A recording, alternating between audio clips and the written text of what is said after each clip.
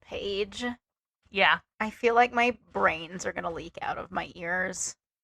same. I've had the longest day. I have such a headache. I'm so tired. So like the place where I work is repainting. And Oh, so I drew the short straw, which means that I get to be the person that goes and unlocks the building and stays there all day and then relocks the building. And guess who didn't have childcare the past couple days? So I got to hang out like in an office-y space with a toddler for not 2 just any days. toddler, your my toddler. my Pop Tart of a child. And I get to do it again tomorrow. So that'll be really great. And like listen, I love Pop Tart more than I love my life, but sometimes I want to throw her out of a window. Like today, I shoved all the snacks I could think of into my backpack before we left. Like everything that she liked. Just a little full backpack of snacks. And we get there. She, of course, is like, hey, I want a snack. Okay, I have this. No. What about this? No, I don't want that. What about this? I went through every single item in my backpack and she was like, I don't want any of that. Oh And my I can't do another day of this. Welcome to Paige and Pixel. I'm Pixel, I'm Paige. and we're gonna make it tonight, today, whenever the fuck. I don't know when you're listening to this. We're recording a book episode, so take it away, Paige. All right. So today we are going to review the book The Secret Astronomers by Jessica Walker. This is a fairly new book. It just came out this past year. And I saw it at the bookstore I work at, and I immediately said, I must have this. The reason why is because this book is not just a regular novel. It's a cool novel. It's not like other novels. I was doing a Mean Girls thing. Yeah, that's what I was doing too. It's not like other Oh, novels. right. No, good. Keep going. Okay. Stop trying to make fetch happen. So essentially this book is written in notes between two high school girls in an old 1800s astronomy textbook. I love it so much already. It's super fun. The book takes place in West Virginia in this teeny tiny little town called Green Bank. They are in the heart of Appalachia. Nice. This is the quintessential tiny Appalachian mountain town. We don't learn anyone's real names. Okay. Everyone gets a astronomy related code name. Our two main characters are Copernicus and Kepler. Hell yeah. Yeah. We love code names on this podcast. Codename Kid Next Door. Did you watch that when you were a kid? I sure didn't. Oh, okay. Never mind. Anyway.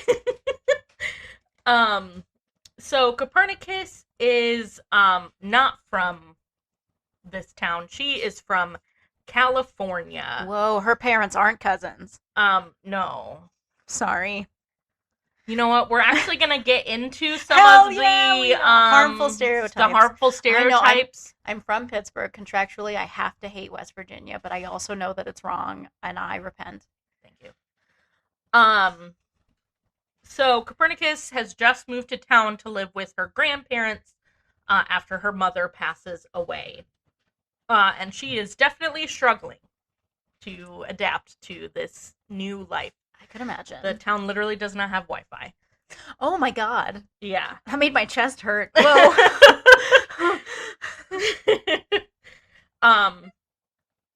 So she's living in her childhood mother's home and finds a mysterious note from her mom that says to find the oldest book in the school library where the secrets of the universe will be revealed.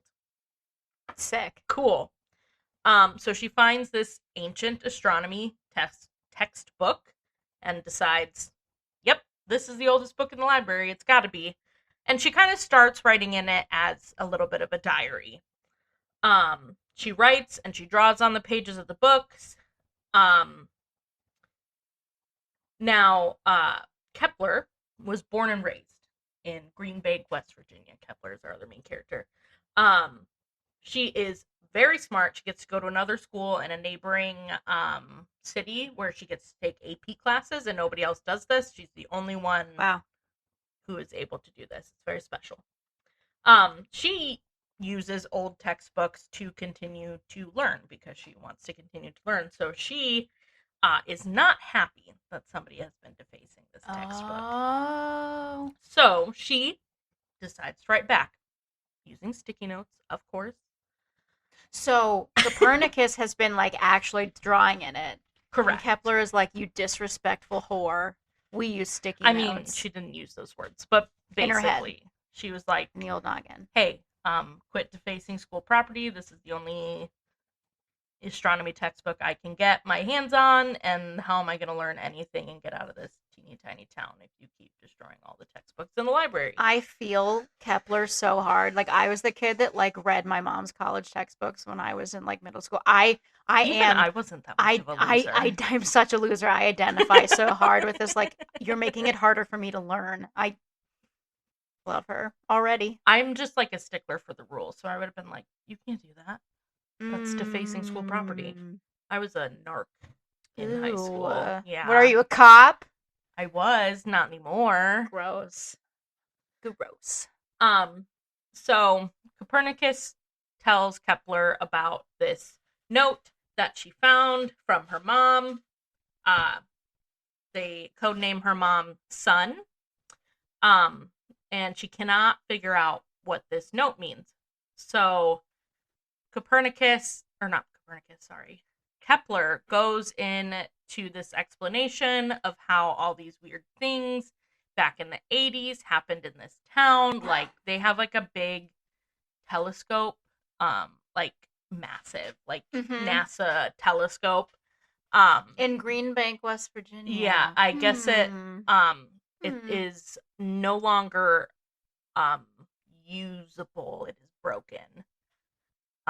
Sounds like some military shit to me. But I guess in the 80s there was these instances of crop circles popping up. Yes. Lights going out at the football game, like all this weird stuff happening, and to this day nobody knows why it happened. Are we going Project Blue Book with this? Are we getting there? I don't know what that means. Okay, I guess we're not. I'm sorry, never mind. The book is blue. No, Project Blue Book was like our government in like the 60s, their division that studied like UFOs and all the weird alien shit. Like, Project Blue Book was the name of that. And it's said that Project Blue Book doesn't exist anymore, but I think that's bullshit. Well, that's Hashtag disclosure. Sorry, go ahead.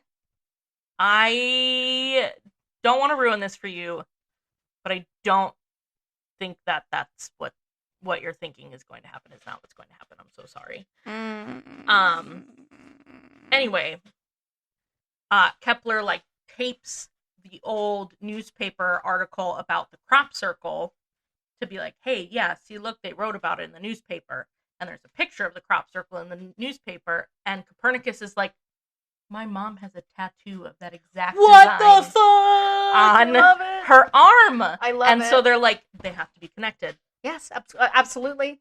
I love Obviously. It. So they form a secret society called the Secret Astronomers, of which they are the only two members. It's so much. It's so nerdy. I love it. And they are going to investigate Copernicus' mom's secrets. So we're going along, and Copernicus discovers an old yearbook of her mom's.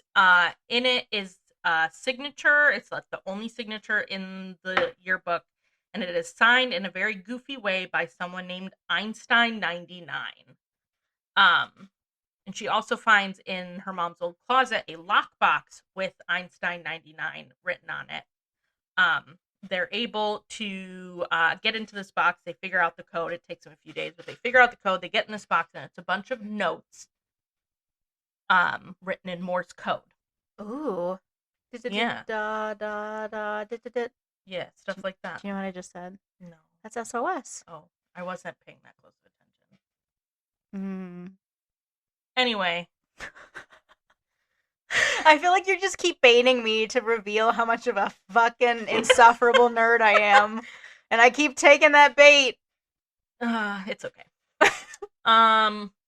So they find like a wire that is attached to a light at Copernicus' house, and it goes all the way to a tree house near Kepler's house. Very interesting. Love it. So Okay. they figure out that they're pretty sure Einstein and Sun have been communicating via Morse code. It's like history is repeating itself again. Like she had a little friend that she did things and notes with, and now her daughter has a little friend. Aww. Yeah. So they're a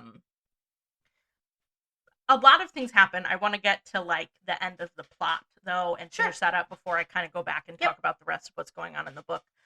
So they figure out through many different means that spoiler, Einstein is Kepler's father. And Kepler's no, they're not sisters. Damn it! No. Damn it! No, that would have been really fun. But no, so it turns out that Kepler's dad, so Einstein and Son, were together, but kind of secretly, Son's parents didn't really like their family, like type of things, like didn't really, Hatfield and McCoy shit. I get it. Yeah, kinda. And then the relationship ended because, Son was able to get out of Green Bay, go to college, follow her dreams, become a scientist, all these things. And so the things just kind of naturally fell apart. Kepler has a bit of like an identity crisis about it because she's like, that's not the type of person my dad is. My dad is super boring.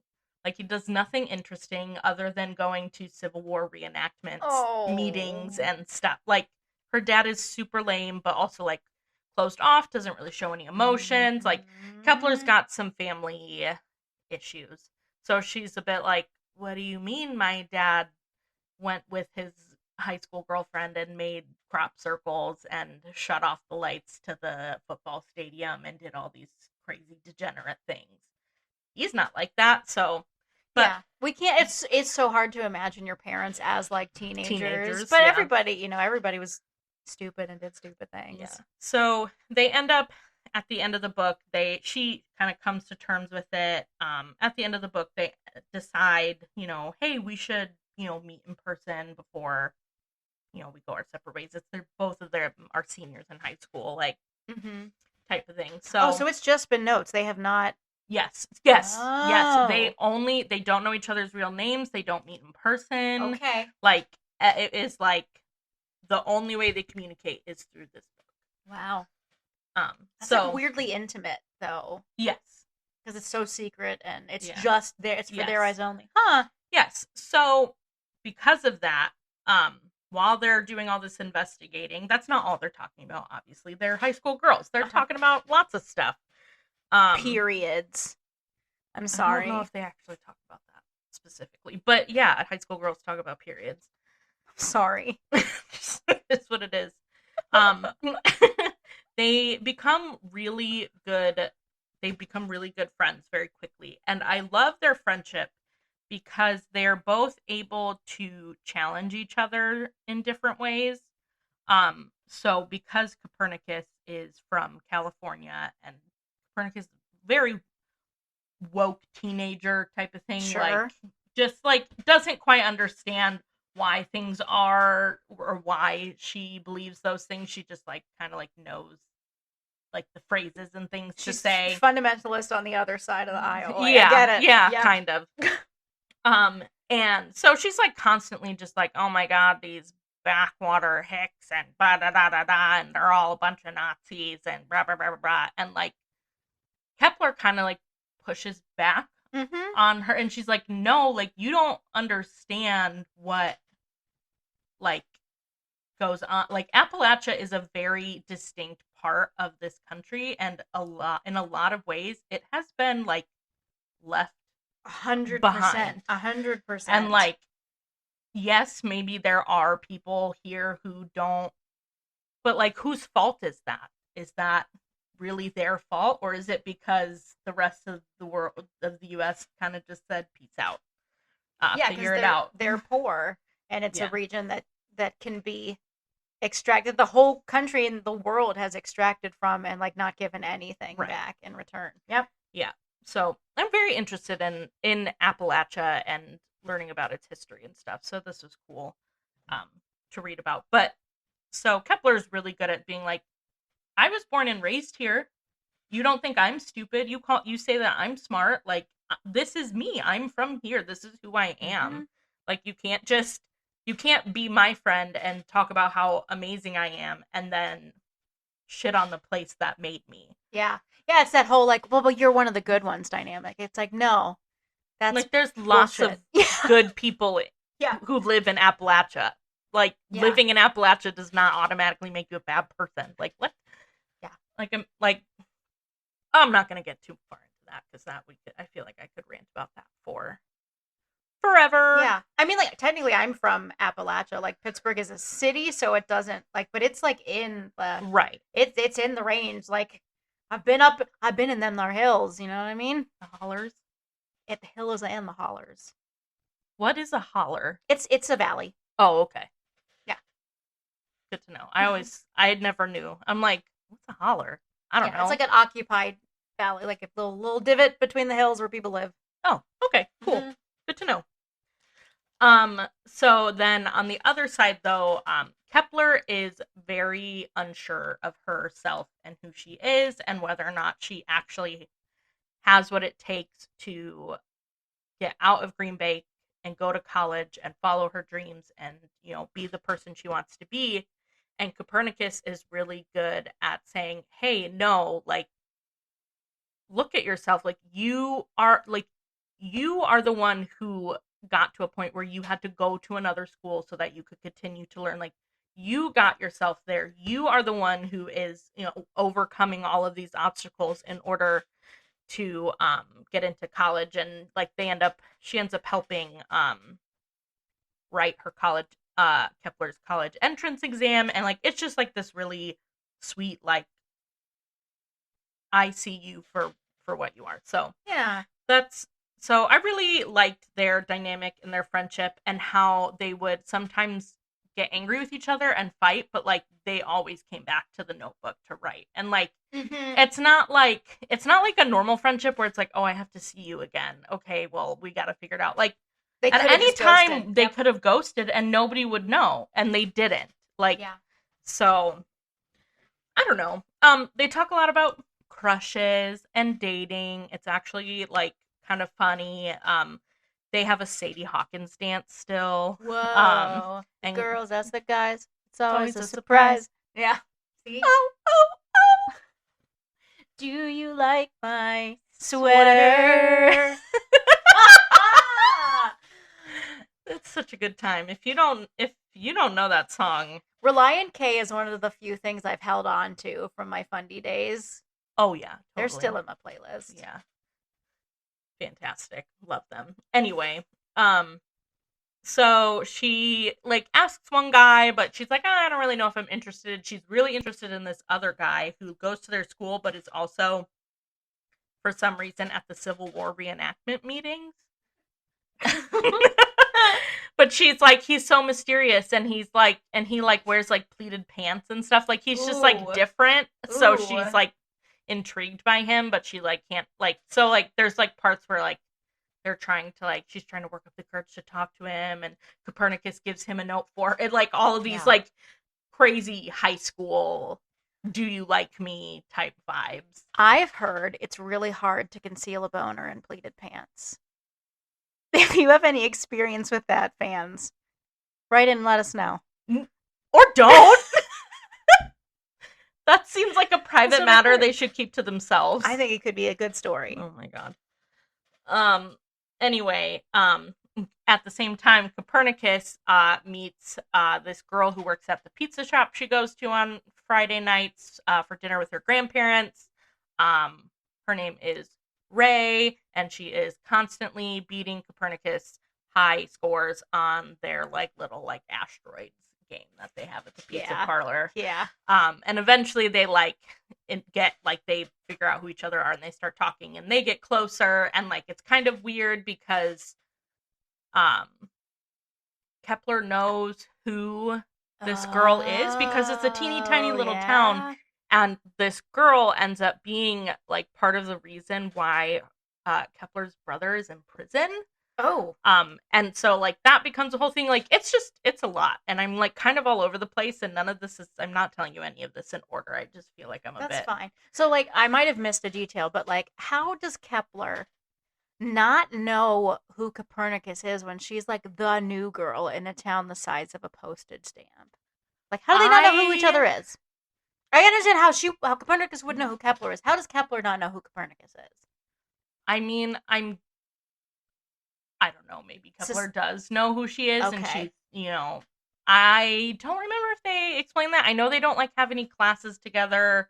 I feel like there is at the beginning of the book one of those like, well, how come I never see you type things?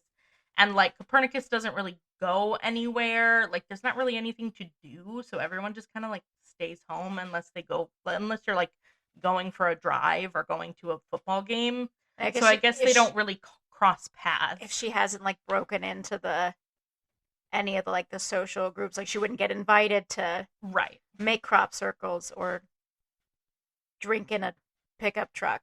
Yeah. I don't know, whatever teenagers like do. That's kind of what she's like. Kepler's kind of like, you can go to a field and drink, or you can go drive around in a car, or you can go to a football game on Friday night, and that's about it. Yeah. Yep. So I just think that there's not really much opportunity, and I think because Kepler is at the other school a lot, they don't have like classes together, and so they don't see each other a lot. So like, okay, it's a lot of hoops to jump through, but I guess it makes sense. Sure. But it's like, who cares about logistics? Nerds do. Paige? Nerds being do. such a loser. Oh. Anyway, so that's kind of most of the big things that happen in this book, other than it's really fantastic part. And I don't really have a category for if this gave me if I had a meltdown or if it's my favorite or what. I thought you were going to say gave me a boner. I'm still back on the pleated pants.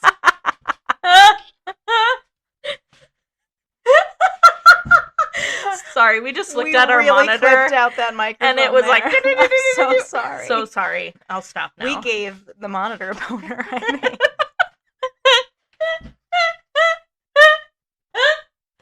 Oh my word! What? I'm so sorry. Please talk about the part that made you feel something. So remember that boy that with the pleated pants? Yeah, I do. You remember him? I do. So turns out he's a huge Nazi. What the fuck? They find there's this part in the book where they're like, Copernicus is like, what happened with or one of them's like, why were all these cops here? And they were like, oh yeah, they found a bunch of Nazi symbolism in this dude's locker, and that's why he was always at the Civil War reenactment meetings, because he was on He's Confederate. The Confederate side. Yikes.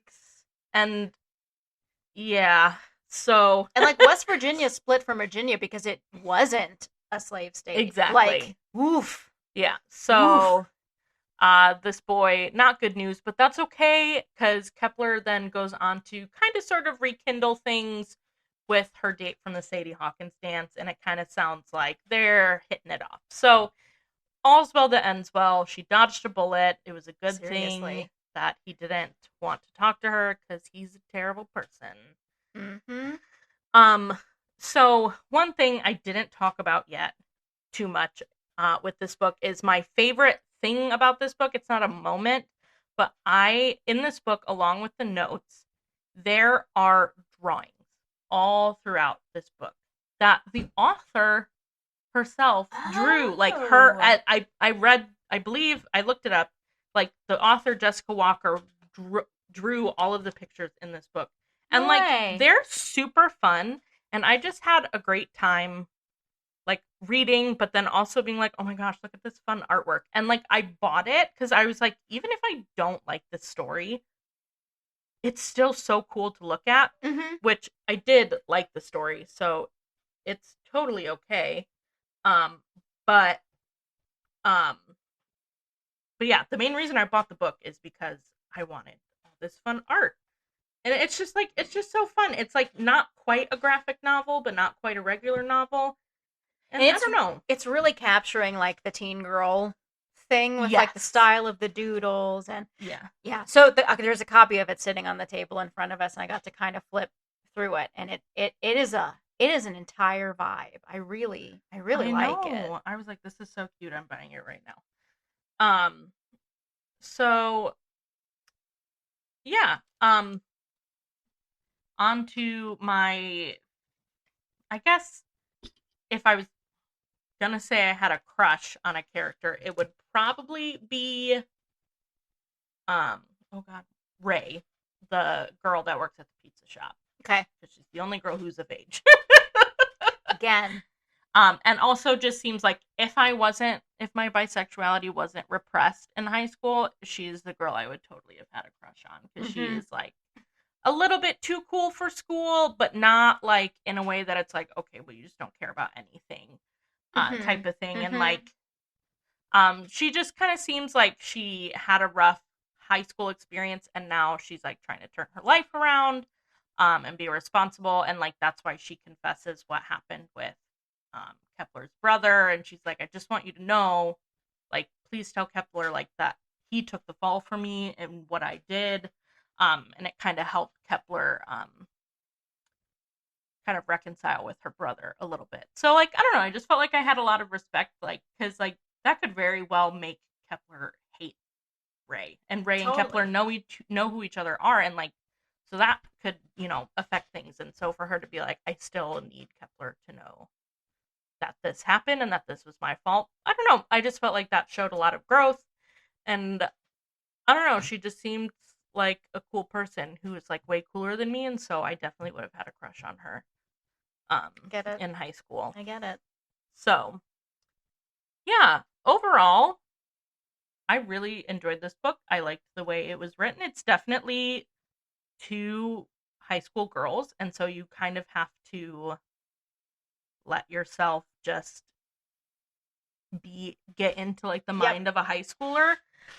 It was great. I felt like it kind of took me back to my high school days a little bit, even though like I don't live in a teeny tiny town, or didn't live in a teeny tiny town with a tiny high school, but it still was kind of like, oh yeah, I remember, thinking about who we're taking to the dances and what are we going to do on Friday nights, and big football town, and all of those things. So I was like, oh yeah. And I was kind of an outcast a little bit in high school too. So I guess like, I don't know, I just felt like I was like, yeah, this kind of healed a little bit of my inner high schooler.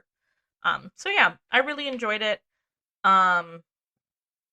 Overall, I want to say like a 4 out of 5. Okay. I think if it didn't have like, if it was just the story, it might have only been a 3, but I feel like the way that like the format it was written in with the pictures and the notes and all that stuff, it's like a mixed media experience. Yeah, it was an experience. I wasn't just reading a book. I was like experiencing, almost like peeking in on like these two high school girls. So yeah, anyway, if any of that sounds interesting to you and you don't mind that I spoiled the whole story to you, go ahead and pick up The Secret Astronomers by Jessica Walker. Wow. Man. Have we returned to the Earth? Have we finished our foray among the stars? Yeah, for now. For now. Who knows? I might read another spacey book. No, I just, I was using a metaphor to try to help us wrap up the show. Paige. You can find us on Instagram at Paige and Pixel PC. Leave a comment, like our posts. You can follow this podcast on like wherever the heck you listen to podcasts. If you hit a little bell, it will tell you when our new episodes drop. They're usually Tuesdays at 9, but you could subscribe anyway. Yeah. But for now, this. Oh my god. Read hard. Play hard and And reach for the stars.